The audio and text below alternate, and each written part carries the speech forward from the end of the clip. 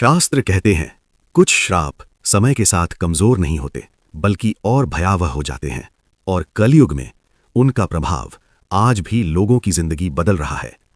लेकिन एक सवाल, अगर भगवान दयालु हैं तो ये श्राप अब तक टूटा क्यों नहीं? ये कहानी किसी एक व्यक्ति की नहीं, ये कहानी है अहंकार बन चुकी भक्ति की। पुराणों में लिखा है, जब धर्म दिखावे में बदल जाए तो वही धर्म विनाश की शुरुआत करता है। प्राचीन भारत में एक ऐसा राजा था जो स्वयं को भगवान का सबसे बड़ा भक्त मानता था। वो दान देता था, मंदिर बनवाता था, ब्राह्मणों को भोजन कराता था। लोग कहते थे इससे बड़ा धर्मात्मा कोई नहीं। लेकिन उसकी भक्ति में एक दोष था, अहंकार।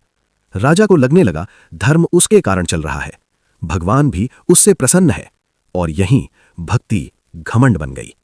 एक दिन उस राजा के दरबार में एक साधु आया, फटे वस्त्र, शांत आंखें, पर ऐसा तेज कि नजरें झुक जाएं।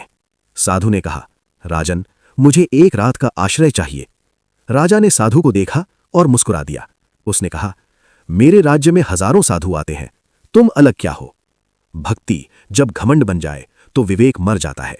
साधु शांत रहा और बोला, राजन, तुमने मुझे नहीं, धर्म को परखा है।